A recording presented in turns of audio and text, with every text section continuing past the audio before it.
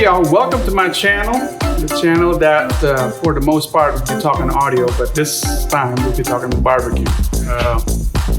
I want to show you some of the mods that I did for the new my new Yoder 24x48 Flattop.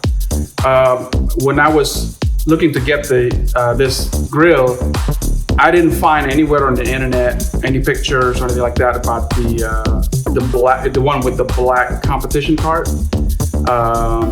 All I've seen are the Smoking Joe's Pit Barbecue's orange one, and I think there's another one, Middle Georgia, that has the gray one or something like that. But anyway, this is the black one. So if anybody's looking for the black model, hopefully this video will help you. But upon getting it, I do notice several things that I'd like to improve on the grill. Mainly, since the lid is a 12 gauge in thickness, I feel like with direct heat, eventually the paint will bubble and crack, and we'll have rust issues and whatnot. So I went ahead and get some 1/4-inch plates welded underneath the lid with 2300 degree insulation in between. So on the left and the right side, because basically I'll mostly do fire on either side. I'll never do fire in the middle, because the stack is in the middle. What's the point of doing fire and have it come straight out? So I always try to do a 2-zone cooking. So without further ado, I'm going to show you what we did. So first of all, if you're looking for the black one, here's what the black one looks like with the competition cart. And I went ahead and removed the front badge, because it's my opinion that a badge with serial number, that needs to be in the back of the unit instead of dead center in the front. So I went ahead and added a Yoder smoker tail true in the center, and I ordered a logo for my company, and it's basically 1/8 of an inch stainless steel that I riveted to the front. So front of the grill looks like that. And first thing I did was, I do notice on the internet, somebody complained that this area is a high contact area, and eventually, because it's basically rubbing when the lid's open, this lid rubs against that. And so I went ahead and put a rubber feet there. So when this lid is open, it will rest on that, and it won't be a hard metal on metal contact anymore. So I don't know how long that will last in the heat, but I figure since the heat's gonna be the left and the right anyway, and it has a heat shield of that metal plate that I added, that should take care of it pretty good. So yeah, so as you can see, right now, it's no longer resting metal on metal, and hopefully that will make the paint last longer. So here's what I'm talking about. I added 1/4-inch plates on this panel. I measured it, to go all the way to the edge here where the lid touches this bottom piece, and I cut it just to that edge. And then I put the high temp insulation, double wrapped with aluminum foil in there. So basically it buffers the heat against the lid, both on this side and that side, as well as on the other side. So let's see here, let me put you on the tripod.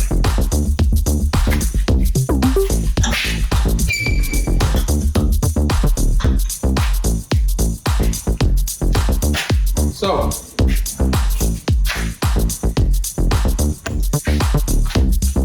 there you go. It makes the lid pretty heavy, but I feel like now it's super stout and it's ready to withstand a lot of heat.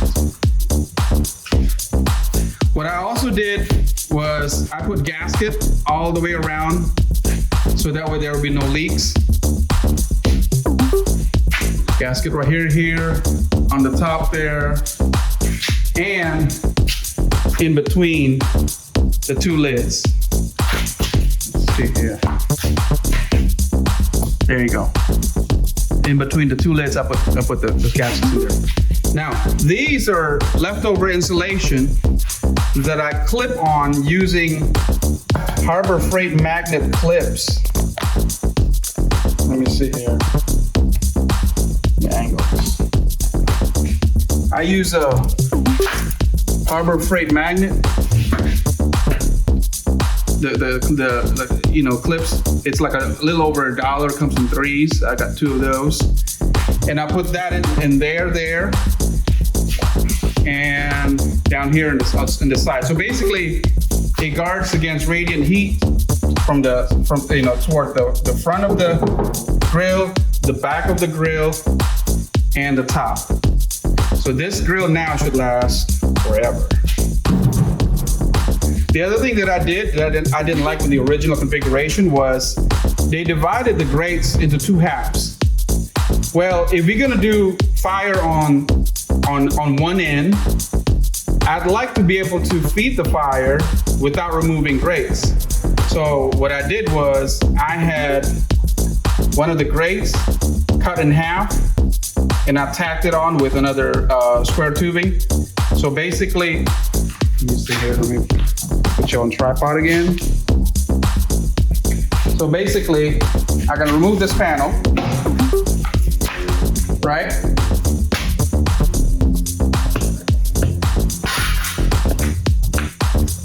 I can feed the fire and have 3/4 of the grill be filled with food without having had to remove anything. Another thing too is by being able to remove it, I can protect the grate from unnecessary burnout. So I'll only put it on when I'm trying to sear something. So it'll just be a short amount of time instead of the whole time. So this panel here, this removed. Let y'all look at all the inside.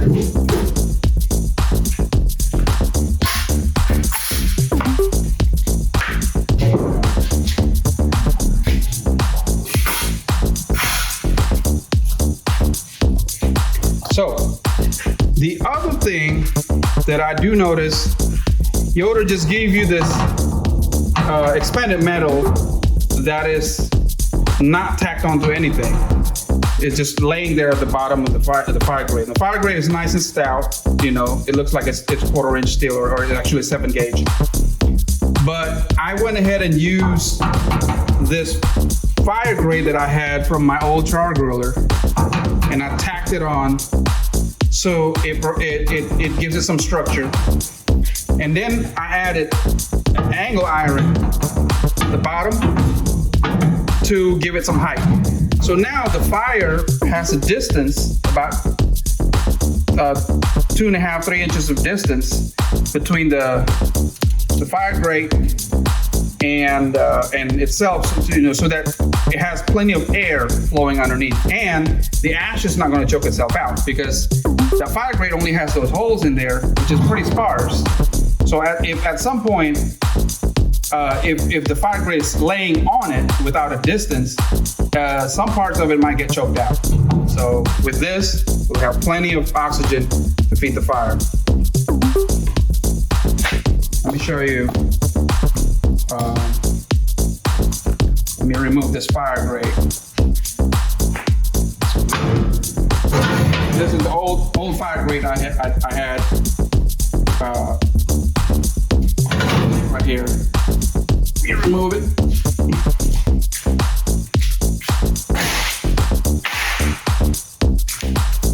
So yeah, a couple of 3 inches angle iron, square angle iron. It gives it just enough height for the grate to sit on. And now you can see a lot clearer the insulation that I put clipped on via Harbor Freight magnets. Over there, and then over here. So now we'll go through the seasoning run. Now I'm not going to cover how to season a pit in great detail because there are tons of videos online about that. So here I'm lighting half of a chimney of briquettes. Place them at one end of the fire grate so it will provide slow and consistent burn. I'm using briquettes today because it doesn't burn so hot and it lasts a long time. It is important that we don't go too hot in our pit today so that we don't bubble up the paint because the paint is pure.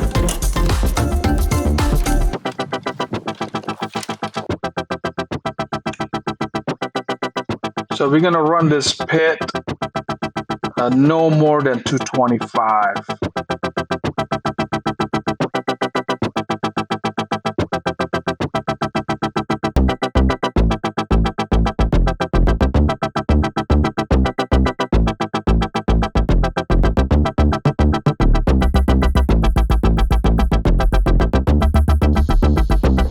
All right, so now we'll see if that all the mods work.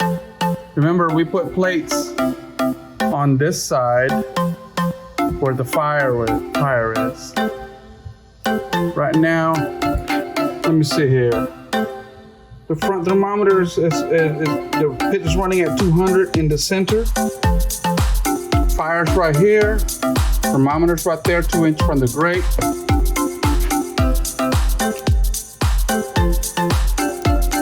$142 right there at the lid, 142. And then over here in the center where it's not shielded, 187. Yeah. So yeah, that's pretty hot to the touch. Over here, it's cooler.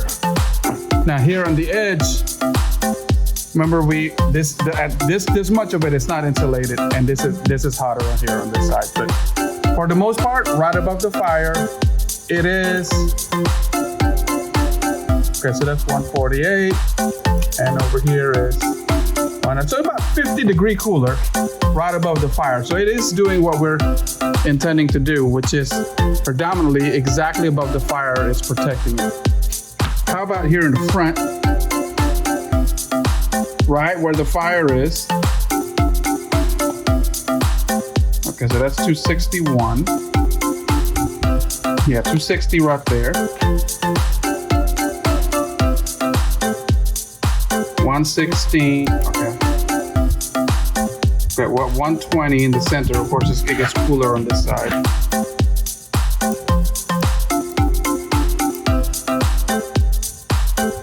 $197. Okay, so it is hot right there. All right, so I made some adjustments.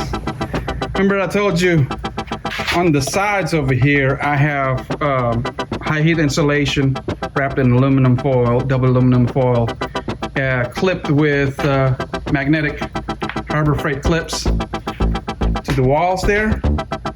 Since I'm not running fire on that side, I took the one from that side and I put it up over here to protect the front. Because over here it has the plates, but the front of it does not. So now that the pit is up to temp, I'm seasoning the exterior with a thin layer of food-grade mineral oil. I'm using a microfiber cloth, and I like this idea. I got it from Tranquilla Barbecue, a YouTuber. And I like that the microfiber cloth stretches your oil a long way, so you can save that microfiber cloth in a Ziploc afterwards for future applications.